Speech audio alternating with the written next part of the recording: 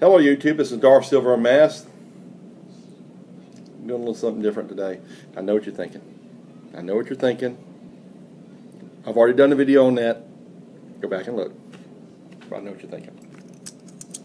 Alright guys. Epic RV did a video not too long ago about some mistakes that he made in stacking. Come here, buddy. I know what you want to do. Say hi. Hi. Is this junk? Uh-uh. What is this? Money. Right. How did you get so smart? Because You're my son, that's how. Anyway, okay. This ain't junk. If you can read the date, it's not junk. It's not a coal. A coal is junk. This is not junk. If you can read the date, it's not junk. Just a little lesson for you guys. All right. Again, kind of what I'm going to go over today in this video is some mistakes that I feel like that I've made, and how also my philosophy has changed as far as stacking. Someone else, I think it was either Epic RV or Big Stack McGee, maybe, that did a video on. It's been a long day. I worked all night, so if I got this wrong, I'm sorry. But I saw a video on stacking revisited. I think it might have been Epic RV. Stinking rebel. But anyway, yeah, you heard me.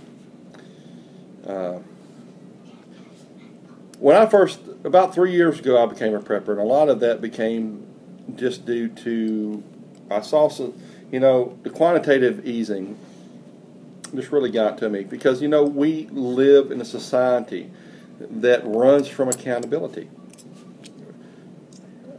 You had the government who bailed out all these businesses that should have failed, but bailed them out. And they were laughing all the way to the bank, giving themselves raises, business meetings on resorts in Florida and the Caribbean, buying jets. Man, they laughed all the way to the bank, and we're footing the bill on that, okay? Diagnosis codes for personal choice.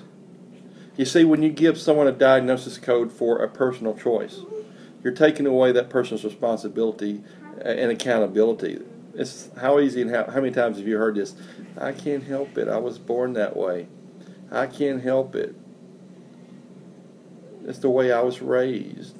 I can't help it. I got this disease. Okay? So you have a society that promotes that. It promotes that, as evidenced by the healthcare system and the government bailing out all these people. Okay, and when you have a society that runs from accountability, it's hard for any society to prosper. Okay, because you're taking that accountability away. There's no reason to.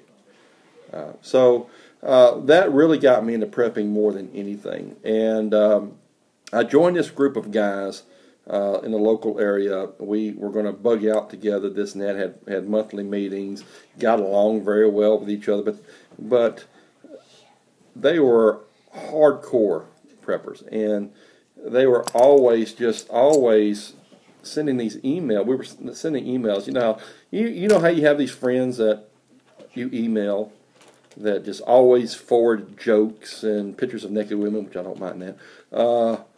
But you know what I mean? See, I don't send emails unless I'm telling you something specific. I don't forward nothing. But you know how there's always 2 or 3 guys in a group of friends that just overload your inbox with forward this, forward that. And a lot of the stuff they're forwarding were these negative articles, how the world's not, how SHTF is going to happen in 3 months and 4 months and 6 months, how December 2012, everything's going to go to shit and this and that. So that really drugged me down. And now these were good, honest Christian folks, but that negativity, they were just always talking like there's not going to be any tomorrow, how we're never going to be able to retire, how we're going to have to fight, and to live, and how all these, in a world without rule of law, how these people are going to try to kill us and shoot us. And it was just that negativity, even though there were good folks who I really, to this day, are dear to me and are friends. That negativity was bringing me down, and I started thinking, I have to remove myself from this group, or I'm going to have have a heart attack due to stress and depression, right? So I have removed myself from the group, and they are putting everything they have. I mean, they have liquidated their retirements, not saving for retirement, and put all this money into prepping. Well, what if SHTF doesn't happen the way they think it's going to happen? Or if it does, it's something much less. Well, you know what? When it's time for them to retire, unfortunately, they're going to have an SHTF situation. So I got my year's worth of food. I'd stopped my retirement, built up my food supply. I was a Spam stacker, okay? Thank God that they have all these different flavors of Spam now, like regular Spam, light Spam, bacon Spam, jalapeno Spam, sweet and sour Spam, blah, blah, blah. The list goes on.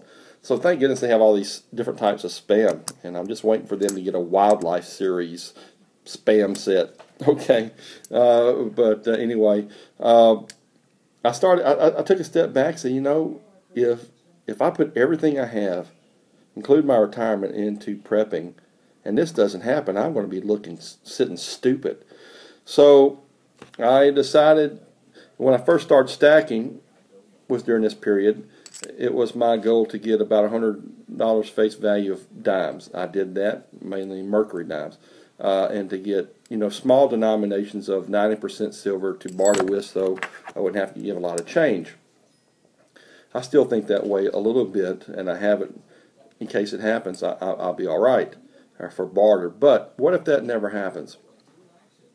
So I started getting back into coin collecting because I coin collected as a kid, as a young adult, and numismatically, and never really got into bullion that much. So I'm taking a balanced approach. I like numismatic coins, like these over 100-year-old Morgans, because their price seems to me not as volatile, because they do have some numismatic value versus the bullion. So I'm kind of taking a balanced approach, and I'm still buying bullion as well. And I'm also putting sets together, as y'all know, for investment purposes and leaving for my son. But I'm also buying bullion for retirement purposes. So diversification, guys. Okay, a lot of you guys are right now, I've seen videos where a lot of you guys are nervous about the dip that the price of silver is taking. Guys, it's a commodity. It's a volatile commodity. It's going to go up. It's going to go down. It's going to go up. It's going to go down. But what you hope is it goes ever upward. Okay, and I believe it will. Okay, I think it's a dip right now. I think it's a what other than what has represented wealth and prosperity throughout written time, more representative than gold and silver. Nothing has represented prosperity, more wealth and prosperity more than gold and silver throughout written history. So why is that going to change? Okay, and I believe that silver and gold, platinum are wise investments, but you need to be diversified. So I've started back putting money in my 403b, because if I went from prepare for the worst to, as in my other videos, hope for the best, prepare for the worst. Now my philosophy is this, and you guys' videos have influenced me. I approach your videos with an open mind, and y'all have changed my way of thinking more than once. So now I'm hope for the best, prepare for the best, via putting money in my 403b, numismatic, coin collecting along with my bullion. Prepare for the worst, buying bullion, having barter items such as alcohol, my dimes, which also goes with hoping and preparing for the best. You know what I mean? Sugar, tobacco products, alcohol for barter, and preparing for the worst. Again, all what I just said. So I'm covering all those bases with how I'm doing it. The Roman Empire, one reason that they were so successful and lasted for so long is their organization skills. They built all these roads, these aqueducts, all these things, and they fought war the same way, and they often beat larger groups, they were often outnumbered. They were often in stature smaller than the Gauls and the Germanic tribes, and not necessarily individually better warriors. But since they fought as a cohesive, organized manner, they were often able to defeat their enemy because of organization. So preparing for our future, stacking, retirement, SHTF requires a strategic, organized method. And I wasn't doing that. I was like a horde of barbarians attacking the Romans. Just, let's go to the bank. I want to buy as much silver as I can. I'm going to go buy as much ammo as I can. I'm going to go buy as much spam as I can. And whenever you're unorganized, you don't progress as quickly or as efficiently. So whenever you write down what you want, that's what I did. Me and my wife did this about 2 weeks ago. This is what we want. This is what we want to accomplish this year. And this is what we're going to do to get it. So this is how much money I get paid in my full-time job and my part-time job. And I'm going to put this much money here, and that much money there. And I just think that's so important. And I wasn't doing that. And maybe I'm not the only one. Okay? So just, try to be diversified. Don't put all your eggs in one basket, okay?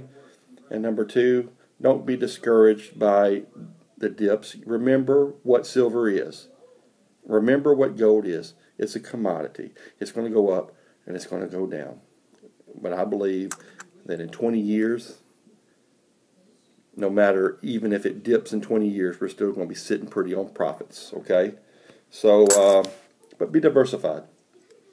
Okay, look into some mutual funds. Why not? Okay.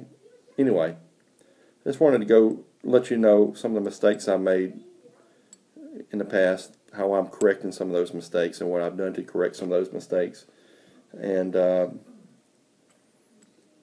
kind of the difference in my thought process. I've gone from, again, to clarify, I've gone from prepare for the worst, hope for the best, prepare for the worst, to hope for the best, prepare for the best, and prepare for the worst. You can't go wrong that way, guys.